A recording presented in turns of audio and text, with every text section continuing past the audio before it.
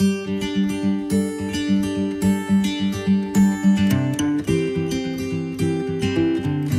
Everyone, मैं कविता आज की वीडियो में आप सभी का स्वागत करती हूं। और आज की वीडियो में हम बात करेंगे दिशाओं के बारे में। जब हम किसी भी चीज का नक्शा या मैप बनाते हैं ब्लैक बोर्ड पे या पेज पे, तो हम कैसे दिशाओं को दर्शाते हैं, आज की इस सेशन में हम इसके बारे में बातचीत करेंगे। तो नक्शे में सबसे ऊपर हम उत्तर दिशा को दर्शाते हैं और ठीक उसके नीचे दक्षिण दिशा, और ये इस साइड पश्चिम और उस तरफ पूर्व। तो नक्शे में हमें हमेशा दिशाओं का ध्यान रखना। जब भी हम किसी का, जैसे हम माइंड में मैप बनाने के बाद जब हमें उसको दर्शाना होता है तो दिशाओं को हम इस तरीके से दिखाएंगे। मोहन अभी अभी आगरा घूम कर आया है। उसके दोस्तों ने पूछा उसने आगरा में क्या क्या देखा, तो मोहन ने सारी बातें बताई। उसने जैसे बताया कि ताजमहल गया, वहां से आगरा का किला गया। तो उसके दोस्तों ने पूछा कि ताजमहल से आगरा का किला किस तरफ पड़ता है। फिर मोहन के दिमाग में कुछ आया और उसने इस तरह से एक मैप बनाया। चलो हम देखते हैं कि इस मैप में मोहन ने क्या क्या दिखाया, क्या हम जान सकते हैं। देखो, इसने एक रेल की पटरी दिखाई है। इस पटरी को आप देख पा रहे हैं।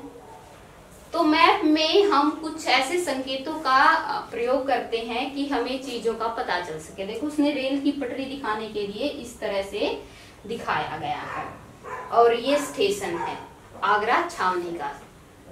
तो इसके ये ताजमहल है, ताजमहल, और ये यहाँ से यमुना नदी बह रही है, और ये है आगरा का किला। ठीक यहाँ पर है बाबरपुर जंगल, और ये है ताज जंगल, और यहाँ से एक सड़क जाती है फतेहपुर सीकरी की ओर। तो हम इस नक्शे के द्वारा क्या पता कर सकते हैं कि रेलवे स्टेशन से ताजमहल पास में है या आगरा का किला। तो मैप देख के हमें पता चल जाएगा कि स्टेशन से ताजमहल आगरा के किले की बजाय पास में पड़ता है। अच्छा, क्या इस मैप को देखकर आप बता सकते हैं कि ताज जंगल पास में है या बाबरपुर जंगल पास में है? रेलवे स्टेशन से बताना है आपको। बिल्कुल सही। यहाँ से रेलवे स्टेशन से ताज जंगल पास में पड़ता है और बाबरपुर जंगल दूर पड़ता है। अच्छा, क्या तुम ये बता सकते हो यमुना नदी के पास आगरा का किला ज्यादा पास है या रेलवे स्टेशन? बिल्कुल सही। यहाँ से यमुना नदी के पास आगरा का किला पड़ता है और रेलवे स्टेशन कुछ ज्यादा दूरी पर है। अच्छा, एक बात और बताओ,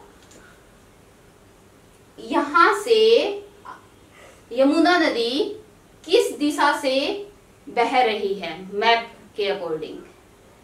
अच्छा देखो, इस नक्शे में यमुना नदी उत्तर से पहले दक्षिण की तरफ बह रही है और उसके बाद पूर्व दिशा में मुड़ जाती है। तो इस तरह से जब हम नक्शा देखते हैं तो हमें दिशाओं के साथ साथ उसके संकेतों को भी जानना होता है कि कौन सा संकेत हमें क्या दर्शाता है, और हम दूरी का अंदाजा लगा ले कि देखो, इतने बड़े स्थान को हम एक मैप में एक पेज पर नहीं दर्शा सकते। उसकी दूरी का थोड़ा अंदाजा लगा के या उसके संकेतों को दर्शा के हम इस तरीके से मैप बनाते हैं, और फिर हमें मैप से अंदाजा हो जाता है कि कौन सी चीज किस दिशा की ओर पड़ेगी और कितनी दूरी पर पड़ेगी। अच्छा, एक बात और बताओ, ये यमुना नदी है, इससे एक सड़क जा रही है फतेहपुर सीकरी की ओर।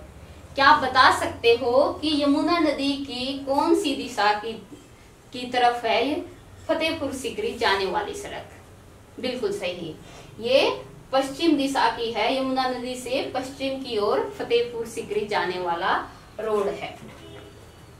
इस तरीके से देखो, हमने एक मैप में बहुत सारी चीजें दिखाई हैं।